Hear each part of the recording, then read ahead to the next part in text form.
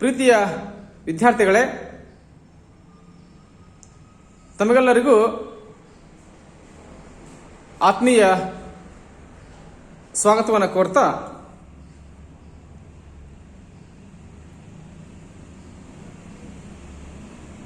ನಾವೀಗಾಗಲೇ ಘಟಕ 2 ಚರ್ಚೆ ಮಾಡಿದ್ದೀವಿ. ಅಂದ್ರೆ ವ್ಯಕ್ತಿಯ ವಿಕಾಸ, ಡೆವಲಪ್ಮೆಂಟ್ ಆಫ್ ಆನ್ ಇಂಡಿವಿಜುವಲ್ ಅನ್ನ ಚರ್ಚೆ ಮಾಡ್ತೀವಿ. ಪ್ರಸ್ತುತ ಅವಧಿಯಲ್ಲಿ ಘಟಕ 3 ಅಂದ್ರೆ ಕಲಿಕೆ ಘಟಕವನ್ನು ಕುರಿತು ನಾವೀಗ ಚರ್ಚೆಯನ್ನು ಮಾಡ್ತಾ ಹೋಗೋಣ. ಸಾಮಾನ್ಯವಾಗಿ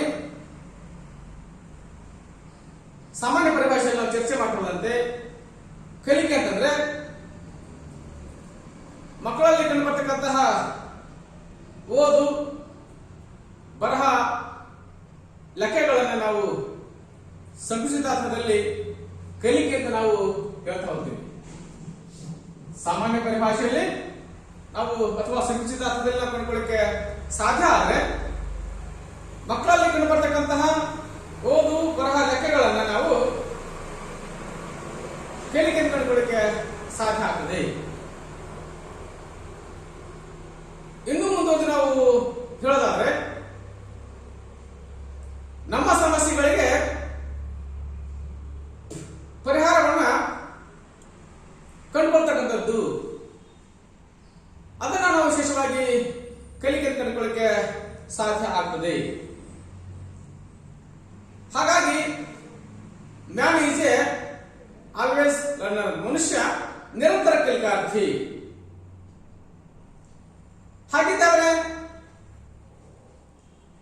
ಕಲಿಕೆಯ ಪರಿಕಲ್ಪನೆ ಕಂಡುಕೊಳ್ಳಕ್ಕೆ ಸಾಧ್ಯ ಆದರೆ ಮನುಷ್ಯ ನಿರಂತರ ಕಲಿಕಾರ್ಥಿ. ನಾನು ಕಲಿಯುತ್ತಿಲ್ಲ ಅಂತಕ್ಕಂತಹ ವ್ಯಕ್ತಿ ನಾನು ಉಸಿರಾಡಲಾರ್ದೇ ಬದುಕ್ತೀನಿ ಅಂತ ಹೇಳಿಕೆ ಸಾಧ್ಯ ಆಗ್ತದೆ. ಹಾಗಾಗಿ ಈ ಕಲಿಕಾ ಪ್ರಕ್ರಿಯೆ ಏನಿದೆ ಎಲ್ಲ ಸಜೀವಿಗಳ ಸಹಜ ಕ್ರಿಯೆ. ಎಲ್ಲ ಸಜೀವಿಗಳು ಸಹಿತ ಕಲಿಕೆಗೆ ಒಳಗಾಗ್ತಾ ಹೋಗ್ತವೆ. ಪ್ರಾಣಿ, ಪಶು, ಪಕ್ಷಿ, ಅದಕ್ಕೆ ಮನುಷ್ಯರು ಸಹಿತ ಹೊರತಾಗಿಲ್ಲ. ಹಾಗಾದ್ರೆ ಮನುಷ್ಯ ಬುದ್ಧಿಜೀವಿ, ತನ್ನ ವರ್ತನೆಗಳನ್ನ ಸಕಾರಾತ್ಮಕ ರೀತಿಯಲ್ಲಿ, ಧನಾತ್ಮಕ ರೀತಿಯಲ್ಲಿ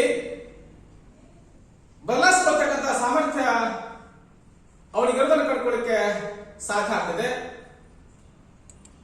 ಅಂದ್ರೆ ತನ್ನ ವರ್ತನೆಯನ್ನ ಪರಿವರ್ತನೆ ಮಾಡಿಕೊಳ್ತಕ್ಕಂತಹ ಸಾಮರ್ಥ್ಯವನ್ನು ನಾವು ಮನುಷ್ಯನಲ್ಲಿ ಕಾಣಬಹುದು. ಹಾಗಾಗಿ ಮನುಷ್ಯ ಜೀವಿಯನ್ನ ಶ್ರೇಷ್ಠ ಪ್ರಾಣಿ.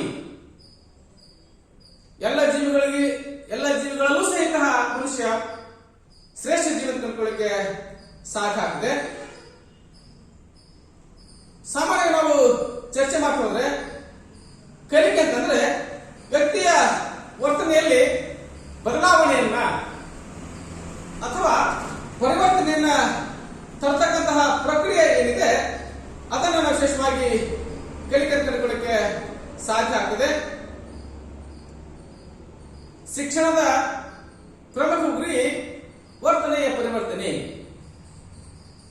Education is the change of the behaviour ಅಂತ ನಾವು ಹೇಳ್ತಾ ಹೋಗ್ತೀವಿ. ಹಾಗಾಗಿ ಕಲಿಕೆ ಅಂತಂದ್ರೆ learning is a permanent changes of the human behaviour. Learning is a permanent changes of the human behaviour ಕಂಡುಕೊಳ್ಳಕ್ಕೆ ಸಾಧ್ಯ ಆಗಿದೆ. ವ್ಯಕ್ತಿ ತನ್ನ ವರ್ತನೆಯಲ್ಲಿ ಶಾಶ್ವತ ಬದಲಾವಣೆ ಕಾಣತಕ್ಕಂಥ ಪ್ರಕ್ರಿಯೆ. ವ್ಯಕ್ತಿ ತನ್ನ ವರ್ತನೆಯಲ್ಲಿ ಶಾಶ್ವತ ಬದಲಾವಣೆಯನ್ನ ಅಥವಾ ಪರಿವರ್ತನೆಯನ್ನು ಕಾಣ್ತಕ್ಕಂಥ ಅಂತಕ್ಕಂತಹ ಪ್ರಕ್ರಿಯೆ ಏನಿದೆ ಅದನ್ನು ನಾನು ವಿಶೇಷವಾಗಿ ಕಲಿಕೆ ಅಂತ ಕಂಡುಕೊಳ್ಳಕ್ಕೆ ಸಾಧ್ಯ ಆಗ್ತದೆ. ಹಾಗಾಗಿ ವಿಶೇಷವಾಗಿ ಚರ್ಚೆ ಮಾಡಬಹುದಂತೆ ಈ ಕಲಿಕಾ ಪ್ರಕ್ರಿಯೆ ಪ್ರಮುಖವಾಗಿ ವ್ಯಕ್ತಿಯ ಅಭಿರುಚಿ, ಆಸಕ್ತಿ, ವ್ಯಕ್ತಿಯ ಅವಧಾನ ಮತ್ತು ಅವನ ಮನೋಭಾವನೆಗಳನ್ನು ಆಧರಿಸಿ ಕಲಿಕೆ ಮುಂದುವರೆದನ್ನು ನಾವು ಕಂಡುಕೊಳ್ಳಬಹುದು. ಹಾಗಾಗಿ ಕಲಿಕೆ ಒಂದು ಮಾನಸಿಕ ಪ್ರಕ್ರಿಯೆ ಕಂಡುಕೊಳ್ಳಕ್ಕೆ ಸಾಧ್ಯ ಆಗ್ತದೆ. ವ್ಯಕ್ತಿ ಹಲವಾರು ವರ್ತನೆಗಳನ್ನ ಮನೋಗತ ಮಾಡಿಕೊಳ್ಳುವ ಮೂಲಕವಾಗಿ ತನ್ನ ವರ್ತನೆಯಲ್ಲಿ ಪರಿವರ್ತನೆಯನ್ನ ಅಥವಾ ಬದಲಾವಣೆಯನ್ನ ತರತಕ್ಕಂತಹ ಪ್ರಕ್ರಿಯೆ ಏನಿದೆ ಅದನ್ನ ವಿಶೇಷವಾಗಿ ಕಲಿಕೆ ಕಂಡುಕೊಳ್ಳಕ್ಕೆ ಸಾಧ್ಯ ಆಗ್ತದೆ. ಹಾಗಾದ್ರೆ ಕಲಿಕೆಯ ಅರ್ಥ ಕಂಡುಕೊಳ್ಳಕ್ಕೆ ಸಾಧ್ಯ ಆದ್ರೆ ಕಲಿಕೆಯನ್ನು ಕನ್ನಡ ಪದಕ್ಕೆ ಇಂಗ್ಲಿಷ್ ಅಲ್ಲಿ ಹೇಳ್ತೀವಿ ಲರ್ನಿಂಗ್ ಅಂತ ಹೇಳ್ತಾ ಹೋಗ್ತೀವಿ. ಕಲಿಕೆ ಅಂತಕ್ಕಂತಹ ಕನ್ನಡ ಪದಕ್ಕೆ ಸಮಾನವಾಗಿ ಇಂಗ್ಲಿಷ್ ನಲ್ಲಿ ನಾವು ಹೇಳ್ತೀವಿ ಲರ್ನಿಂಗ್ ಅನ್ನೋ ಪದವನ್ನು ಸಹಿತ ನಾವು ಬಳಕೆ ಮಾಡ್ತಾ ಹೋಗ್ತೀವಿ. ಲರ್ನಿಂಗ್ ಪದದ ಅರ್ಥ ಕಂಡುಕೊಳ್ಳಕ್ಕೆ ಸಾಧ್ಯ ಆದ್ರೆ ಧಾರಣ ಶಕ್ತಿ, ಹಾಗೆಯೇ ಸಂಗ್ರಹ ಶಕ್ತಿ ಅಥವಾ ಜ್ಞಾನ ಸಂಪಾದನೆ. ಹಾಗಾದ್ರೆ ಧಾರಣ ಶಕ್ತಿ ಅಂತಂದ್ರೆ ಒಬ್ಬ ವ್ಯಕ್ತಿ ಹಿಡಿದಿಟ್ಟುಕೊಳ್ಳುವ ಸಾಮರ್ಥ್ಯ.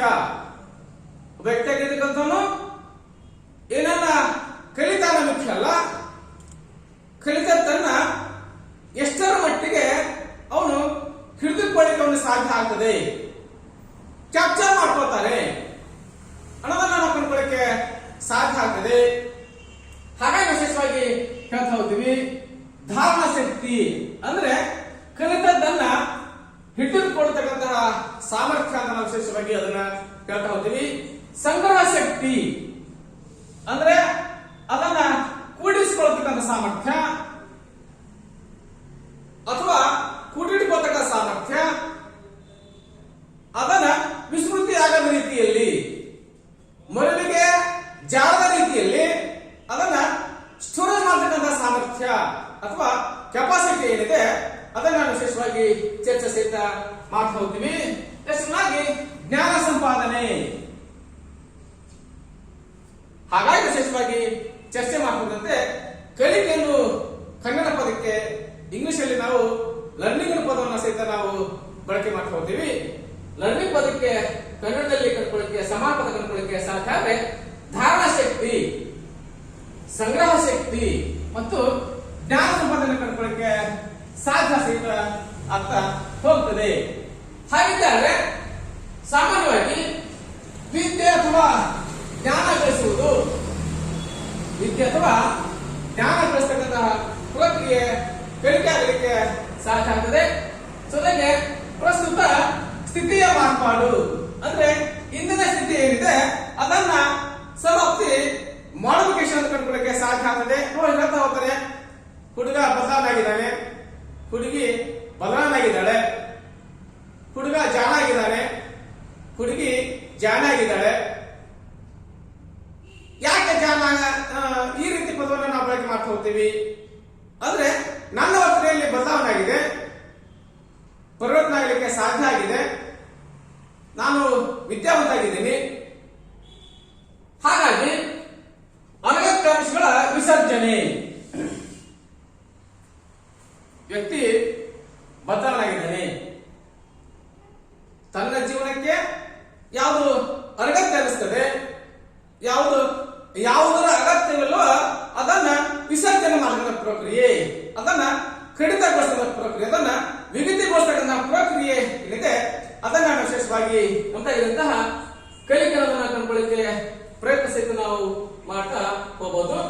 ಜೊತೆಗೆ ಹೇಳಿಕೊಟ್ಟದನ್ನ ಯಥಾವತ್ತಾಗಿ ಹೇಳುವುದು.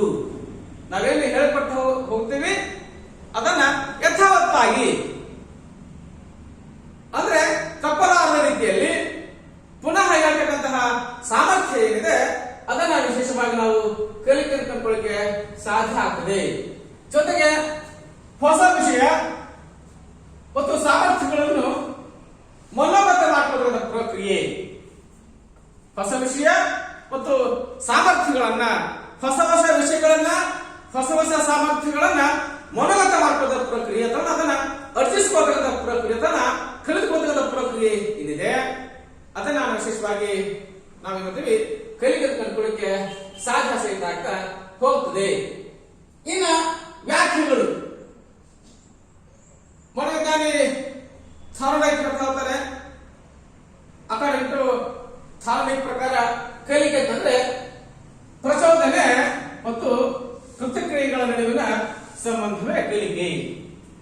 ಹಾಗಾದ್ರೆ ಪ್ರತಿಯೊಂದು ಕಲಿಕೆಗೆ ಸಹಿತ ನಿರ್ದಿಷ್ಟ ಪ್ರಚೋದನೆ ಬೇಕು.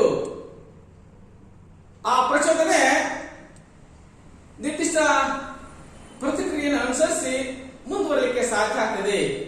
ಹಾಗಾಗಿ ಸ್ಟಿಮ್ಯುಲಸ್ ಮತ್ತು ರೆಸ್ಪಾನ್ಸ್ ಎರಡು ಬೇಕಾಗಲಿಕ್ಕೆ ಸಾಧ್ಯ ಆಗ್ತದೆ. ಪ್ರಚೋದನೆಗೆ ಪ್ರತಿಕ್ರಿಯೆ ಬೇಕು, ಪ್ರತಿಕ್ರಿಯೆ ಇರಲಾರ್ದ ಪ್ರಚೋದನೆಗೆ ಆಗಲಿಕ್ಕೆ ಸಾಧ್ಯ ಇಲ್ಲ. ಪ್ರಚೋದನೆ ಇರಾದರೆ ಪ್ರತಿಕ್ರಿಯೆ ಬರಲಿಕ್ಕೆ ಸಾಧ್ಯ ಆಗುವುದಿಲ್ಲ. ಹಾಗಾಗಿ ಎರಡು ಎಸ್ಆರ್ ಬಾಂಡ್ ಅಂತ ಹೇಳಿಕ್ಕೆ ನಾವು ಪ್ರಯತ್ನ ಸಹಿತ ಮಾಡ್ತೀವಿ. ಪ್ರಚೋದನೆ ಮತ್ತು ಪ್ರತಿಕ್ರಿಯೆಗಳ ನಡುವಿನ ಸಂಬಂಧವೇ ನಾವು ಕಲಿಕೆ ಕಂಡುಕೊಳ್ಳಿಕ್ಕೆ ಸಾಧ್ಯ ಸಹಿತ ಆಗ್ತಾ ಹೋಗ್ತದೆ. ತದನಂತರದಲ್ಲಿ ಮನೋವಿಜ್ಞಾನಿ ಕ್ರೋ ಮತ್ತು ಕ್ರೋ ಹೇಳ್ತಾ ಹೋದರೆ ಜ್ಞಾನ, ಹವ್ಯಾಸ ಹಾಗೂ ಮನೋವೃತ್ತಿಗಳನ್ನು ಪಡೆದುಕೊಳ್ಳುವುದು. ಹಾಗಾಗಿ ಜ್ಞಾನ ಅಂದ್ರೆ ನಾಲೆಜ್ ಅಂತ ಹೇಳ್ತಾ ಹೋಗ್ತೀವಿ, ಹವ್ಯಾಸ ಅಥವಾ ಹ್ಯಾಬಿಟ್ಸ್ ಅಂತ ಹೇಳ್ತಾ ಹೋಗ್ತೀವಿ ನಾವು, ಮತ್ತು ಮನೋವೃತ್ತಿಗಳನ್ನ ಅಂದ್ರೆ ಮನೋಭಾವಗಳ ಧನಾತ್ಮಕ ಚಿಂತನೆಗಳನ್ನ ಪಡ್ಕೊಳ್ತಕ್ಕಂತಹ ಸಾಮರ್ಥ್ಯ ಏನಿದೆ ಅದನ್ನ ವಿಶೇಷವಾಗಿ ಕಲಿಕೆ ಕಂಡುಕೊಳ್ಳಿಕ್ಕೆ ಸಾಧ್ಯ ಸಹಿತ ಆಗ್ತಾ ಹೋಗ್ತದೆ. ಹಾಗಾಗಿ ಉತ್ತಮ ಜ್ಞಾನವನ್ನ, ಉತ್ತಮ ಹವ್ಯಾಸಗಳನ್ನ ಮನೋಗತ ಮಾಡ್ಕೊಳ್ತಕ್ಕಂತಹ ಪ್ರಕ್ರಿಯೆ ಏನಿದೆ ಅದನ್ನ ವಿಶೇಷವಾಗಿ ಕಲಿಕೆ ಕಂಡುಕೊಳ್ಳಿಕ್ಕೆ ಸಾಧ್ಯ ಆಗಿದೆ. ಮತ್ತೊಬ್ಬ ಮನೋವಿಜ್ಞಾನಿ ಗಾರ್ಡ್ನರ್ ಮರ್ಫಿ ಹೇಳ್ತಾ ಹೋದರೆ ಅವಶ್ಯಕತೆಗಳನ್ನು ಪೂರೈಸಿಕೊಳ್ಳಲು ಸಹಾಯಕವಾಗುವಂತೆ, ಅಂದ್ರೆ ನಮ್ಮ ಅವಶ್ಯಕತೆಗಳನ್ನ ಪೂರೈಸಿಕೊಳ್ಳಲು ಸಹಾಯಕವಾಗುವಂತೆ ವರ್ತನೆಯಲ್ಲಾಗುವ ಪರಿವರ್ತನೆಯ ಕಲಿಕೆ. ನಮಗೇನು ಅಗತ್ಯ ಇದೆ, ನಮಗೇನ ಅವಶ್ಯಕವಾಗಿದೆ ಅದನ್ನ ಪಡ್ಕೊಳ್ಳೋದಕ್ಕಾಗಿ ಸಹಾಯಕವಾಗತಕ್ಕಂತಹ ರೀತಿಯಲ್ಲಿ ಅಥವಾ ಸಹಾಯಕವಾಗತಕ್ಕಂತಹ ಸನ್ನಿವೇಶದಲ್ಲಿ ಅಥವಾ ರೀತಿಯಲ್ಲಿ ವರ್ತನೆಯಲ್ಲಾಗತಕ್ಕಂತಹ ಪರಿವರ್ತನೆ, ನನ್ನ ವರ್ತನೆಗಳನ್ನ ಬದಲಾಯಿಸುವಂತಹ ಪ್ರಕ್ರಿಯೆ, ನನ್ನ ವರ್ತನೆಗಳನ್ನ ಪರಿವರ್ತನೆ ಮಾಡ್ಕೊಳ್ತಕ್ಕಂತಹ ಪ್ರಕ್ರಿಯೆ ಏನಿದೆ ಅದನ್ನ ವಿಶೇಷವಾಗಿ ನಾವು ಕಲಿಕೆ ಕಂಡುಕೊಳ್ಳಿಕ್ಕೆ ಸಾಧ್ಯ ಆಗ್ತದೆ ಅಕಾರ್ಡಿಂಗ್ ಟು ಗಾರ್ಡ್ನರ್ ಮರ್ಫಿ ಅವರ ಪ್ರಕಾರ. ಹಾಗಾಗಿ ವಿಶೇಷವಾಗಿ ಹೇಳ್ತಾ ಹೋಗ್ತೀವಿ, ಗಾರ್ಡ್ನರ್ ಮರ್ಫಿ ಅವರ ಪ್ರಕಾರ ಜ್ಞಾನ, ಹವ್ಯಾಸ ಹಾಗೂ ಮನೋವೃತ್ತಿಗಳನ್ನ ಪಡ್ಕೊಳ್ತಕ್ಕಂತಹ ಪ್ರಕ್ರಿಯೆ ಕುರ ಮತ್ತು ಕುರ ಪ್ರಕಾರ. ಹಾಗೆಯೇ ಗಾರ್ಡ್ನರ್ ಮರ್ಫಿ ಪ್ರಕಾರ ಅವಶ್ಯಕತೆಗಳನ್ನು ಪೂರೈಸಿಕೊಳ್ಳಲು ಸಹಾಯಕವಾಗುವಂತೆ ವ್ಯಕ್ತಿಯಾಗಿರ್ತಕ್ಕಂಥವನು ತನ್ನ ಅಗತ್ಯಗಳನ್ನ, ತನ್ನ ಅವಶ್ಯಕತೆಗಳನ್ನ ಪೂರೈಸಿಕೊಳ್ಳುವುದಕ್ಕಾಗಿ, ವ್ಯಕ್ತಿ ತನ್ನ ಅವಶ್ಯಕತೆಗಳನ್ನ, ತನ್ನ ಅಗತ್ಯತೆಗಳನ್ನ ಪೂರೈಸಿಕೊಳ್ಳುವುದಕ್ಕಾಗಿ ಸಹಾಯಕವಾಗತಕ್ಕಂತಹ ರೀತಿಯಲ್ಲಿ ವರ್ತನೆಯಲ್ಲಾಗತಕ್ಕಂತಹ ಪರಿವರ್ತನೆ ಏನಿದೆ ಅದನ್ನ ವಿಶೇಷವಾಗಿ ಕಲಿಕೆ ಕಂಡುಕೊಳ್ಳಿಕ್ಕೆ ಸಾಧ್ಯ ಸಹಿತ ಆಗ್ತಾ ಹೋಗುತ್ತದೆ. ತದನಂತರದಲ್ಲಿ ಕಲಿಕಾ ಪ್ರಕ್ರಿಯೆ. ಹಾಗಿದ್ದಾಗ ವಿಶೇಷವಾಗಿ ಚರ್ಚೆ ಮಾಡ್ತಾ ಹೋದಂತೆ ಕಲಿಕಾ ಪ್ರಕ್ರಿಯೆ ಮೂರು ಅಂಶಗಳಿಗೆ ಒಳಪಟ್ಟು ಸಾಗೋದನ್ನ ನಾವು ನೋಡಬಹುದು. ಈ ಕಲಿಕಾ ಪ್ರಕ್ರಿಯೆ ಏನಿದೆ ಮೂರು ಅಂಶಗಳಿಗೆ ಒಳಪಟ್ಟು ಸಾಗೋದನ್ನ ನಾವು ನೋಡಬಹುದು. ಫಸ್ಟ್ ಆಗಿ ಪ್ರೇರಣೆ ಅಥವಾ ಪ್ರೇರಕ, ನೆಕ್ಸ್ಟ್ ಆಗಿ ಗುರಿ, ಥರ್ಡ್ ಆಗಿ ಅಡೆತಡೆ ಅಥವಾ ಅಡಚಣೆ ಕಂಡುಕೊಳ್ಳಿಕ್ಕೆ ಸಾಧ್ಯ ಆಗ್ತಾ ಹೋಗ್ತದೆ. ಹಾಗಿದ್ದರೆ ಪ್ರೇರಣೆ ಅಂದ್ರೆ ಏನು ಅಥವಾ ಯಾವಾಗ ನಾವು ಪ್ರೇರಕ ಕಂಡಲಿಕ್ಕೆ ಸಾಧ್ಯ ಆಗ್ತದೆ? ವ್ಯಕ್ತಿಯ ವರ್ತನೆಯನ್ನು ಪ್ರಬಲಗೊಳಿಸುವ ಮೂಲಕ ಅವನನ್ನು ಚಟುವಟಿಕೆಯಲ್ಲಿ ತೊಡಗಿಸುವಂತೆ ಮಾಡುವ ಆಂತರಿಕ ಶಕ್ತಿಗೆ ಪ್ರೇರಣೆ. ಪ್ರೇರಕ ಅಂತಂದ್ರೆ ಅಥವಾ ಪ್ರೇರಕ ಅಂದ್ರೆ ವ್ಯಕ್ತಿಯ ವರ್ತನೆಯನ್ನು ಪ್ರಬಲಗೊಳಿಸುವ ಮೂಲಕ ಅವನನ್ನು ಚಟುವಟಿಕೆಯಲ್ಲಿ ತೊಡಗಿಸುವಂತೆ ಮಾಡುವ ಆಂತರಿಕ ಶಕ್ತಿ ಏನಿದೆ ಅದನ್ನು ವಿಶೇಷವಾಗಿ ಪ್ರೇರಣೆ ಕಂಡುಕೊಳ್ಳಕ್ಕೆ ಸಾಧ್ಯ ಆಗಿದೆ. ಹಾಗಾಗಿ ಅತೃಪ್ತಿಯೇ ಕಲಿಕೆಯ ತಾಯಿ. ಅಂದ್ರೆ ಅದು ಹೊಸ ಕಲಿಕೆಗೆ ಮಟ್ಟಿದೆ ಪ್ರಚೋದನೆ ನೀಡಲಿಕ್ಕೆ ಸಾಧ್ಯ ಸಹಿತ ಆಗ್ತಾ ಹೋಗ್ತದೆ. Unsatisfaction is a mother of learning ಕಂಡುಕೊಳ್ಳಕ್ಕೆ ಸಾಧ್ಯ ಆಗ್ತದೆ. ನನಗೆಲ್ಲಿ ಅತೃಪ್ತಿ ಇರ್ತದೆ ಅಲ್ಲಿ ಹೊಸ ಕಲಿಕೆಗೆ ದಾರಿ ಆಗಲಿಕ್ಕೆ ಸಾಧ್ಯ ಆಗ್ತದೆ. ಹೊಸ ಸಂಶೋಧನೆಗಳ ಆವಿಷ್ಕಾರ ಆಗಲಿಕ್ಕೆ ಸಾಧ್ಯ ಆಗ್ತದೆ. ಹೊಸ ಜ್ಞಾನಾಭ್ಯಾಸಗಳ ಮನೋಗತ ಮಾಡುವುದರ ಪ್ರಕ್ರಿಯೆ ಕಂಡುಕೊಳ್ಳಕ್ಕೆ ಸಾಧ್ಯ ಸಹಿತ ಆಗ್ತಾ ಹೋಗ್ತದೆ. ಹಾಗಾಗಿ ಅತೃಪ್ತಿ ಕಲಿಕೆಯ ತಾಯಿಯನ್ನು ನಾವು ವಿಶೇಷವಾಗಿ ಚರ್ಚೆ ಮಾಡಬಹುದು. ನೆಕ್ಸ್ಟ್ನಾಗಿ ಪ್ರೇರಕ ಆದಂತದಲ್ಲಿ ಗುರಿಯನ್ನು ಕಂಡುಕೊಳ್ಳಕ್ಕೆ ಸಾಧ್ಯ ಆಗ್ತದೆ. ನಾವು ಹೇಳ್ತಾ ಹೋಗ್ತೀವಿ, ಗುರಿ ಇಲ್ಲದವನ ಜೀವನ ಸೂತ್ರ ಹಿಡಿದ ಗಾಳಿಯ ಪಡೆದಂತೆ, ಚುಕ್ಕಾನಿಲ್ಲದ ಹಡಗಿನಂತೆ. ಹಾಗಾಗಿ ವಿಶೇಷವಾಗಿ ಚರ್ಚೆ ಸಹಿತ ಮಾಡುವುದಂತೆ ಗುರಿ ಅಂತಂದ್ರೆ ಕ್ರಿಯೆ ಅಥವಾ ಚಟುವಟಿಕೆಯೊಂದಕ್ಕೆ ನಿರ್ದೇಶನ ನೀಡಿ ವರ್ತನೆಗೆ ಪ್ರಚೋದನಕಾರಿಯಾಗಿ ಕೆಲಸ ಮಾಡುವಲ್ಲಿ ಪೂರ್ವಭಾವಿಯಾಗಿ ನಿರ್ಧರಿಸಿಕೊಂಡಂತ ಒಂದು ಉದ್ದೇಶ. ಹಾಗಾದ್ರೆ ಗುರಿ ಅಂತ ನಾವು ಯಾವ್ದನ್ನ ಕೇಳ್ತಾ ಹೋಗ್ತಂದ್ರೆ ಕ್ರಿಯೆ ಅಥವಾ ಚಟುವಟಿಕೆಯೊಂದಕ್ಕೆ ನಿರ್ದೇಶನ ನೀಡಿ ವರ್ತನೆಗೆ ಪ್ರಚೋದನಕಾರಿಯಾಗಿ ಕೆಲಸ ಮಾಡುವಲ್ಲಿ ಪೂರ್ವಭಾವಿಯಾಗಿ ನಿರ್ಧರಿಸಿಕೊಂಡ ಒಂದು ಉದ್ದೇಶ ಏನಿದೆ ಅದನ್ನ ನಾನು ವಿಶೇಷವಾಗಿ ಗುರಿ ಅಂತ ಕಂಡುಕೊಳ್ಳಕ್ಕೆ ಸಾಧ್ಯ ಆಗ. ಹಾಗಾದ್ರೆ ಒಂದು ಯಾವುದೋ ನನ್ನ ಅಭಿಲಾಷೆ ಇದೆ, ನಾನು ಆ ಗುರಿಯನ್ನ ಸಾಧಿಸಬೇಕು, ಆ ಅಚೀವ್ಮೆಂಟ್ ಅನ್ನು ಮಾಡಬೇಕು, ಆ ಸಾಧನೆ ನನ್ನಿಂದ ಮಾತ್ರ ಸಾಧ್ಯ ಅಂತಕ್ಕಂಥ ಅಭಿಲಾಷೆ ನನ್ನಲ್ಲಿದೆ. ಆ ಸಾಧನೆಯನ್ನ ಮಾಡತಕ್ಕಂಥ ನಿಟ್ಟಿನಲ್ಲಿ ನನ್ನನ್ನು ನಾನೇ ನಿರ್ದೇಶನ ಮಾಡಿಕೊಂಡು ಅಥವಾ ನನ್ನ ಮನಸ್ಸನ್ನ ನಾನೇ ಗಟ್ಟಿ ಮಾಡಿಕೊಂಡು ಅದನ್ನ ಸಾಧಿಸುವ ನಿಟ್ಟಿನಲ್ಲಿ ಪ್ರಚೋದನಕಾರಿಯಾಗಿ ಅಂದ್ರೆ ಸೆಲ್ಫ್ ಮೋಟಿವ್ ಆಗಿ ನನಗೆ ಯಾರು ಮಾಡ್ತಕ್ಕಂಥಲ್ಲ, ನನಗೆ ಯಾರು ಹೇಳಿಕೊಡ್ತಕ್ಕಂಥಲ್ಲ, ಸೆಲ್ಫ್ ಮೋಟಿವ್ ಆಗಿ ಪ್ರಯತ್ನ ಮಾಡ್ತಕ್ಕಂತಹ ಪ್ರಕ್ರಿಯೆ ಏನಿದೆ ಅದನ್ನ ನಾನು ವಿಶೇಷವಾಗಿ ಗುರಿ ಅಂತ ಕಂಡುಕೊಳ್ಳಕ್ಕೆ ಸಾಧ್ಯ ಸಹಿತ ಆಗ್ತಾ ಹೋಗ್ತದೆ. ಹಾಗಾಗಿ ಕಲಿಕಾ ಪ್ರಕ್ರಿಯೆ ಒಂದು ಪ್ರೇರಣೆ ಅಥವಾ ಪ್ರೇರಕ, ನಿಶ್ಚಿತವಾಗಿ ಗುರಿ ಮತ್ತು ಅಡಚಣೆ ಕಂಡುಕೊಳ್ಳಕ್ಕೆ ಸಾಧ್ಯ ಆಗ್ತದೆ. ನಿಶ್ಚಿತವಾಗಿ ಅಡಚಣೆ ಅಥವಾ ಅಡೆತಡೆ ಎಸೆನ್ಸಿಯಲ್ಸ್ ಕಂಡುಕೊಳ್ಳಕ್ಕೆ ಸಾಧ್ಯ ಆಗ್ತದೆ ಅಂತಂದ್ರೆ ವಿಶೇಷವಾಗಿ ಚರ್ಚೆ ಸಹಿತ ಮಾಡ್ತಾ ಹೋಗ್ತೇವೆ. ಅಡಚಣೆ ಅಂತಂದ್ರೆ ಏನು? ಗುರಿಯ ಸಾಧನೆಯಲ್ಲಿ ಹಲವಾರು ಅಡೆತಡೆಗಳನ್ನ ಎದುರಿಸಬೇಕಾಗ್ತದೆ. ಅಂದ್ರೆ ಗುರಿ ತಲುಪುವ ಮಾರ್ಗದಲ್ಲಿ ಎದುರಾಗತಕ್ಕಂತಹ ಅಡ್ಡಿ ಆತಂಕ ಸಮಸ್ಯೆಗಳೇ ಅಡೆತಡೆಗಳು. ಗುರಿ ತಲುಪುವ ಮಾರ್ಗದಲ್ಲಿ ಎದುರಾಗತಕ್ಕಂತಹ ಅಡ್ಡಿ ಆತಂಕ ಸಮಸ್ಯೆಗಳನ್ನ ವಿಶೇಷವಾಗಿ ಅಡೆತಡೆ ಕಂಡುಕೊಳ್ಳಕ್ಕೆ ಸಾಧ್ಯ ಸಹಿತ ಆಗ್ತದೆ. ಈ ಅಡಚಣೆ ಅಥವಾ ತೊಂದರೆ ಎನ್ನುವೆ ಹೊಸ ಕಲಿಕೆಗೆ ಪ್ರೇರಕ ಆಗಲಿಕ್ಕೆ ಸಾಧ್ಯ ಆಗ್ತದೆ. ಹಾಗಾಗಿ ಕಷ್ಟಗಳು ಕಲಿಸುವ ಪಾಠವನ್ನ ಯಾವ ವಿಶ್ವವಿದ್ಯಾಲಯ ಕಲಿಸಲಿಕ್ಕೆ ಸಾಧ್ಯ ಇಲ್ಲ.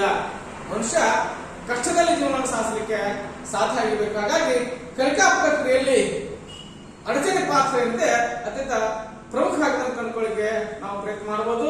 ಎಲ್ಲಿ ಅಡಚಣೆ ಇರುತ್ತದೆ, ಎಲ್ಲಿ ಸಮಸ್ಯೆ ಇರ್ತವೆ, ಎಲ್ಲಿ ತೊಂದರೆಗಳು ಇರ್ತಾ ಹೋಗ್ತವೆ, ಅವುಗಳಿಗೆ ನಾವು ಅಜಲಾರ್ದನೆ ಭಯ ಪಡಲಾರ್ದನೆ ಮುಂದುವರಲಿಕ್ಕೆ ಪ್ರಯತ್ನ ಸಹಿತ ಮಾಡಬೇಕು. ಧನಾತ್ಮಕ ಚಿಂತನೆ ಮಾಡಬೇಕು. ನಿರಂತರ ಪ್ರಯತ್ನ ಮಾಡ್ತಾ ಹೋದರೆ ಹೊಸ ಜ್ಞಾನ, ಉತ್ತಮವಾದಂತಹ ಹವ್ಯಾಸಗಳನ್ನು ನಾವೇ ಮಾಡಬೇಕು. ಮನೋಗತ ಮಾಡ್ಕೊಳ್ಳಿಕ್ಕೆ ವಿಶೇಷವಾದಂತಹ ಪ್ರಯತ್ನ ಸಹಿತ ನಾವು ಮಾಡ್ತಾ ಹೋಗಬಹುದು. ತದನಂತರದಲ್ಲಿ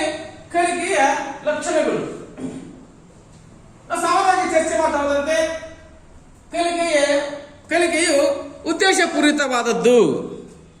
ಹಾಗಿದ್ದಾದ್ರೆ ಯಾವುದೇ ನಿರ್ದಿಷ್ಟ ಕಲಿಕೆ ಏನಿದೆ ನಿರ್ದಿಷ್ಟ ಉದ್ದೇಶ ಇಟ್ಟುಕೊಂಡೇ ಜನ್ಮ ತಾಳಕ್ಕೆ ಸಾಧ್ಯ ಆಗ್ತದೆ. ಉದ್ದೇಶ ಪೂರಿತ ಅಥವಾ ಉದ್ದೇಶ ರಹಿತ ಕಲಿಕೆ ಇರಲಿಕ್ಕೆ ಸಾಧ್ಯ ಆಗಲಿಕ್ಕಿಲ್ಲ. ಹಾಗಾಗಿ ಆ ನೈಜ ಕಲಿಕೆ ಏನಿದೆ ಉದ್ದೇಶ ಪೂರಿತವಾಗಲಿಕ್ಕೆ ಸಾಧ್ಯ ಆಗ್ತದೆ. ಈ ಕಲಿಕೆ ಅಸ್ವಸ್ಥ ರೀತಿಯಲ್ಲಿಕ್ಕೆ ಸಾಧ್ಯ ಆಗುವುದಿಲ್ಲ. ಕಲಿಕೆಯ ಎಲ್ಲ ಚಟುವಟಿಕೆಗಳು ಸಹಿತ ಉದ್ದೇಶ ಪೂರಿತ ಆಗಿರಬೇಕು. ಅಂದ್ರೆ ಮಾತ್ರ ವಿದ್ಯಾರ್ಥಿ ಆಗಿರ್ತಕ್ಕಂಥವರಿಗೆ ಕಲಿಕೆಯಲ್ಲಿ ವಿಶೇಷವಾದಂತಹ ಆಸಕ್ತಿ ಅವಧಾನ ಮಾಡಲಿಕ್ಕೆ ಸಾಧ್ಯ ಆಗ್ತದೆ. ಅಂದ್ರೆ ಆ ಕಲಿಕೆ ತನಗೇನೋ ಸಿಗುವಂತಿರಬೇಕು. ಅಂದ್ರೆ ಮಾತ್ರ ವಿಶೇಷವಾಗಿ ಹೇಳ್ತಾ ಹೋಗ್ತೀವಿ ಕಲಿಕೆ ಉದ್ದೇಶಪೂರಿತ ಪ್ರಕ್ರಿಯೆ ಕಂಡುಕೊಳ್ಳಿಕ್ಕೆ ಸಾಧ್ಯ ಸಹಿತ ಹೋಗುತ್ತದೆ. ಉದ್ದೇಶ ರಹಿತ ಕಲಿಕೆನ ನಿಷ್ಫಲಗೊಳಿಸಲಿಕ್ಕೆ ಸಾಧ್ಯ ಆಗ್ತದೆ. ಉದ್ದೇಶ ರಹಿತ ಕಲಿಕೆ ಏನಿದೆ ಉದ್ದೇಶವಿಲ್ಲದ ಕಲಿಕೆ ಯಾವುದೇ ರೀತಿಯ ಪ್ರಯೋಜನಕಾರ ಆಗಲಿಕ್ಕೆ ಸಾಧ್ಯ ಆಗುವುದಿಲ್ಲ. ಹಾಗಾಗಿ ಉದ್ದೇಶಪೂರಿತ ಕಲಿಕೆ ಏನಿದೆ ನಿರ್ದಿಷ್ಟವಾದಂತಹ ಪ್ರತಿಫಲವನ್ನ ಪಡ್ಕೊಂಡೇ ಜನಿಸಲಿಕ್ಕೆ ಸಾಧ್ಯ ಆಗ್ತದೆ. ಹಾಗಾಗಿ ನಾವು ವಿಶೇಷವಾಗಿ ಚರ್ಚೆ ಮಾಡ್ತಾ ಹೋಗ್ತೀವಿ ಕಲಿಕೆ ಉದ್ದೇಶಪೂರಿತ ಪ್ರಕ್ರಿಯೆ ಕಂಡುಕೊಳ್ಳಿಕ್ಕೆ ಸಾಧ್ಯ ಸಹಿತ ಆಗ್ತಾ ಹೋಗ್ತದೆ. ಕಲಿಕೆ ಏನಿದೆ ಕ್ರಿಯಾಶೀಲ ಪ್ರಕ್ರಿಯೆ. ನಾವು ವಿಶೇಷವಾಗಿ ಚರ್ಚೆ ಮಾಡಬಹುದಂತೆ ವ್ಯಕ್ತಿ ಸೆಲ್ಫ್ ಆಕ್ಟಿವ್ ಅಲ್ಲಾದ್ರೆ ಕಲಿಕೆ ತೊಡಲಿಕ್ಕೆ ಸಾಧ್ಯ ಆಗುವುದಿಲ್ಲ.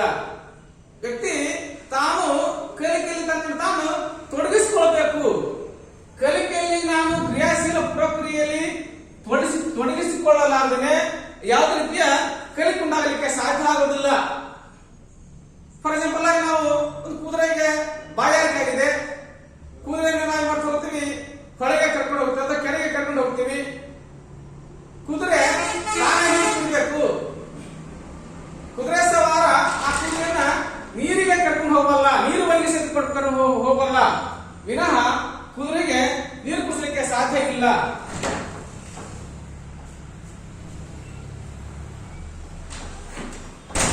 ಹಾಗೆಯೇ ಇಲ್ಲಿ ವಿದ್ಯಾರ್ಥಿ ಆಗಿರ್ತಕ್ಕಂಥವನು ಸ್ವತಃ ಕಲಿಕೆಯಲ್ಲಿ ತಾನೇ ಪಾಲ್ಗೊಳ್ಳಬೇಕು. ಕ್ರಿಯಾಶೀಲ ಚಟುವಟಿಕೆಯಲ್ಲಿ ತಾನು ತೊಡಗಿದ್ರೆ ಮಾತ್ರ ಕ್ರಿಯಾಶೀಲ ಪ್ರಕ್ರಿಯೆ ಆಗಲಿಕ್ಕೆ ಸಾಧ್ಯ ಸಹಿತ ಆಗ್ತಾ ಹೋಗ್ತದೆ. ಹಾಗಾಗಿ ಆ ಕಲಿಕಾ ಪ್ರಕ್ರಿಯೆಯಲ್ಲಿ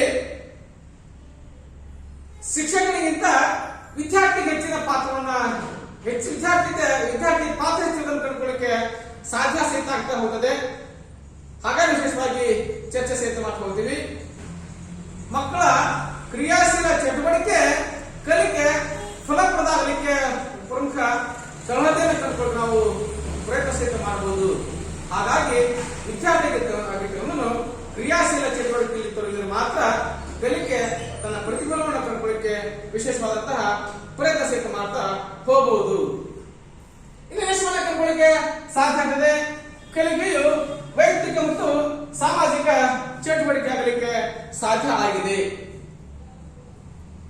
ವಿಶೇಷವಾಗಿ ನಾವು ಚರ್ಚೆ ಮಾಡಬಹುದಂತೆ ಈ ಕಲಿಕಾ ಪ್ರಕ್ರಿಯೆ ಕೇವಲ ವ್ಯಕ್ತಿಗೆ ಮಾತ್ರ ಆಗಲಿಕ್ಕೆ ಸಾಧ್ಯ ಇಲ್ಲ, ಅದೊಂದು ಸಾಮಾಜಿಕ ಚಟುವಟಿಕೆ ಅನ್ನೋದನ್ನ ಕಂಡುಕೊಳ್ಳಿಕ್ಕೆ ವಿಶೇಷವಾದಂತಹ ಪ್ರಯತ್ನ ಸಹಿತ ಮಾಡಬಹುದು. ಅಂದ್ರೆ ವ್ಯಕ್ತಿ ಆಗಿರ್ತಕ್ಕಂಥವನು ಪ್ರಜ್ಞಾಪೂರ್ವಕವಾಗಿ ಅಥವಾ ಅಪ್ರಜ್ಞಾ ಸ್ಥಿತಿಯಲ್ಲೋ ಈ ಸಮೂಹದಿಂದ ಈ ಸಮಾಜದಿಂದ ಪ್ರಭಾವಕ್ಕೆ ಒಳಗಾಗ್ತಾನೆ. ಹಾಗಾಗಿ ವ್ಯಕ್ತಿಯ ಸ್ನೇಹಿತರಾಗಿರ್ಬೋದು, ಅವನ ಸಂಬಂಧಿಕರಾಗಿರ್ಬೋದು, ವಿದ್ಯಾರ್ಥಿಯ ಪೋಷಕರಾಗಿರ್ಬೋದು, ಎಲ್ಲ ವಲಯಗಳಿಂದ ವಿದ್ಯಾರ್ಥಿ ಇನ್ಫ್ಲೂಯೆನ್ಸ್ಗೆ ಅಥವಾ ಪ್ರಭಾವಕ್ಕೆ ಒಳಗಾಗ್ತಾನೆ. ಹಾಗಾಗಿ ಸಾಮಾಜಿಕ ಮಾಧ್ಯಮಗಳಾದಂತಹ ಅಥವಾ ಸಮಾಜದ ಘಟಕಗಳಾಗಿರ್ತಕ್ಕಂತಹ ಈ ಕುಟುಂಬ ಮತ್ತು ಉದ್ಯಮ ಆಗಿರ್ಬೋದು, ಸಂಘ ಸಂಸ್ಥೆ, ಮಿತ್ರಕೂಟ, ಗೆಳೆಯರ ಬಳಗ ಏನಿವೆ ಇವು ಸಹಿತ ವ್ಯಕ್ತಿ ಮೇಲೆ ಪ್ರತ್ಯಕ್ಷವಾಗಿ ಪರೋಕ್ಷವಾಗಿ ಪ್ರಭಾವ ಬೀರ್ತಾ ಹೋಗ್ತವೆ. ಕೇವಲ ವ್ಯಕ್ತಿ ಕಲಿಕೆಗೆ ನಿರ್ದಿಷ್ಟ ಸ್ಥಳ, ಕಾಲ, ಸಮಯಗಳಿಲ್ಲ. ವ್ಯಕ್ತಿ man is A always learner. ಮನುಷ್ಯ ನಿರಂತರ ಕಲಿಕಾರ್ಥಿ. ನಿರ್ದಿಷ್ಟ ಸಮಯ, ನಿರ್ದಿಷ್ಟ ಕಾಲ, ನಿರ್ದಿಷ್ಟ ಅವಧಿ, ನಿರ್ದಿಷ್ಟ ಸ್ಥಳಗಳನ್ನ ಕಂಡುಕೊಳ್ಳಕ್ಕೆ ಸಾಧ್ಯ ಇಲ್ಲ. ವ್ಯಕ್ತಿ ಪ್ರತಿಯೊಂದು ಕ್ಷಣಕ್ಕೂ ಸಹಿತ ಕಲಿಕೆಗೆ ಒಳಗಾಗದನ್ನು ಕಂಡುಕೊಳ್ಳಕ್ಕೆ ಸಾಧ್ಯ ಇದೆ, ಪ್ರಭಾವಕ್ಕೆ ಒಳಗಾಗದನ್ನು ನಾವು ಕಾಣಬಹುದು. ಹಾಗಾಗಿ ಈ ಕಲಿಕಾ ಪ್ರಕ್ರಿಯೆ ಏನಿದೆ ಕೇವಲ ವೈಯಕ್ತಿಕ ಮಾತ್ರ ಅಲ್ಲ, ಸಾಮಾಜಿಕ ಚಟುವಟಿಕೆಯಾಗಿರೋದನ್ನು ಕಂಡುಕೊಳ್ಳಕ್ಕೆ ನಾವು ವಿಶೇಷವಾದಂತಹ ಪ್ರಯತ್ನ ಸಹಿತ ಮಾಡಬಹುದು. ಕಲಿಕೆ ನಡತೆಯನ್ನು ಪ್ರಭಾವಿಸುತ್ತದೆ. ಎಷ್ಟೋ ಸಾರಿ ಹೇಳ್ತಾರೆ, ಗೊತ್ತಾಗಲ್ಲ ನೀವು ವಿದ್ಯಾವಂತ ಆಗಿದೆಯಾ, ಈ ರೀತಿ ಮಾತಾಡ್ತೀಯಾ, ಇದು ಸರಿನಾ? ಅಂದ್ರೆ ಕಲಿಕೆಯಿಂದ ವ್ಯಕ್ತಿಯ ವರ್ತನೆ ಪರಿವರ್ತನೆ ಆಗಬೇಕು. ಮನುಷ್ಯ ವಿಶ್ವ ಪ್ರಜೆ ಆಗಲಿಕ್ಕೆ ಸಾಧ್ಯ ಆಗಬೇಕು. ಅಂದ್ಕೊಂಡ್ರೆ ಮಾತ್ರ ನಾವು ವಿಶೇಷವಾಗಿ ಹೇಳ್ತಾ ಹೋಗ್ತೀವಿ. ವ್ಯಕ್ತಿಯಲ್ಲಿ ವಿಶಾಲ ಹೃದಯ, ವಿಶಾಲ ಭಾವನೆ, ವಿಶ್ವ ಭ್ರಾತೃತ್ವ, ಸಹಕಾರ, ಸೌಹಾರ್ದತೆ, ಪ್ರೀತಿ, ವಿಶ್ವಾಸ, ನಂಬಿಕೆ, ಅನುಕಂಪ ಈ ಎಲ್ಲವುಗಳನ್ನು ನಾವು ಮೆದುಳಿಸಿಕೊಳ್ಳಿಕ್ಕೆ ಸಾಧ್ಯ ಆಗಿರಬೇಕು. ಏನೆಲ್ಲ ನಾವು ವಿದ್ಯಾವಂತ ಆಗಿರ್ಕೊಂಡು ಸರ್ಟಿಫಿಕೇಟ್ಗಳನ್ನು ಪಡ್ಕೊಂಡು ಈ ಎಲ್ಲ ನೈತಿಕ ಮೌಲ್ಯಗಳು ನಮ್ಮಲ್ಲಿ ಇಲ್ಲದೆ ಹೋದ ಪಕ್ಷದಲ್ಲಿ ಆ ಕಲಿಕೆಗೆ ಯಾವ ರೀತಿಯ ಅರ್ಥ ಇಲ್ಲ. ಹಾಗಾಗಿ ವಿಶೇಷವಾಗಿ ಹೇಳ್ತಾ ಹೋಗ್ತೀವಿ, ಕಲಿಕೆ ಏನಿದೆ ನಮ್ಮ ನಡತೆಯನ್ನ ಪ್ರಭಾವಿಸಲಿಕ್ಕೆ ಸಾಧ್ಯ ಸಹಿತ ಆಗ್ತಾ ಹೋಗ್ತದೆ. ಹಾಗಾಗಿ ವಿಶೇಷವಾಗಿ ಚರ್ಚೆ ಸಹಿತ ಮಾಡ್ತಾ ಹೋಗ್ತೀವಿ. ಕಲಿಕೆ ನಡತೆಯನ್ನ ಪ್ರಭಾವಿಸಲಿಕ್ಕೆ ಸಾಧ್ಯ ಆಗ್ತದೆ. ಹಾಗಾಗಿ ಮನೋಜ್ಞಾನಿ ಕ್ಯಾಲಿನ್ ಹೇಳ್ತಾ ಹೋಗ್ತಾರೆ, ಕಲಿಕೆ ವ್ಯಕ್ತಿಯ ಅನುಭವಗಳಿಂದ ವ್ಯಕ್ತಿಯ ನಡತೆಯಲ್ಲಿ ಪರಿವರ್ತನೆ ತರಲಿಕ್ಕೆ ಸಾಧ್ಯ ಆಗ್ತದೆ. ಮನೋಜ್ಞಾನಿ ಕ್ಯಾಲಿನ್ ಹೇಳೋ ಪ್ರಕಾರ ಕಲಿಕೆ ವ್ಯಕ್ತಿಯ ಅನುಭವಗಳಿಂದ ವ್ಯಕ್ತಿಯ ನಡತೆಯಲ್ಲಿ ಪರಿವರ್ತನೆ ತರಲಿಕ್ಕೆ ಸಾಧ್ಯ ಆಗ್ತದೆ. ಫಾರ್ ಎಕ್ಸಾಂಪಲ್ ಆಗಿ ಒಂದು ದೀಪ ಇರುತ್ತೆ, ಆ ದೀಪಕ್ಕೆ ನಮ್ಮ ಕೈ ಟಚ್ ಆದ್ರೆ ಕೈ ಸುಟ್ಟುಕೊಳ್ಳುತ್ತೆ, ನಾವು ಕೈ ಸುಟ್ಟುಕೊಳ್ತೇವೆ, ಮತ್ತೆ ನಾವು ದೀಪ ಮುಟ್ಲಿಕ್ಕೆ ಪ್ರಯತ್ನ ಮಾಡೋದಿಲ್ಲ. ದೇವಸ್ಥಾನ ಬಾಗಿಲು ಚಿಕ್ಕದಾಗಿರುತ್ತೆ, ಒಂದ್ಸಾರಿ ನಾವು ನೆಟ್ಟಗೆ ಹೋದಾಗ, ಸೀರಾ ಹೋದಾಗ ತಲೆಗೆ ಬಾಗಿಲು ಚೌಕಟ್ಟು ಟಚ್ ಆಗಿ ತಲೆ ಹೊಡೆದು ರಕ್ತ ಸೋರುತ್ತೆ. ಮತ್ತೊಂದು ಸಾರಿ ನಾವು ಬಗ್ಗಿ ಹೋಗ್ತೀವಿ. ಹಾಗಾಗಿ ವಿಶೇಷವಾಗಿ ಹೇಳ್ತೀವಿ, ವ್ಯಕ್ತಿಯು ತಾನು ಪಡ್ಕೊಳ್ತಕ್ಕಂಥ ಅನುಭವಗಳಿಂದ ಅಥವಾ ಫಾಸ್ಟ್ ಎಕ್ಸ್ಪೀರಿಯನ್ಸ್ ಏನಿದೆ, ಹಿಂದೆ ಪಡೆದಂತ ಅನುಭವಗಳ ಮೂಲಕವಾಗಿ ಮುಂದೆ ವ್ಯಕ್ತಿಯ ನಡತೆಯಲ್ಲಿ ನಾವು ಬದಲಾವಣೆ ಕಂಡುಕೊಳ್ಳಿಕ್ಕೆ ವಿಶೇಷವಾದಂತಹ ಪ್ರಯತ್ನ ಸಹಿತ ನಾವು ಮಾಡ್ತಾ ಹೋಗಬಹುದು.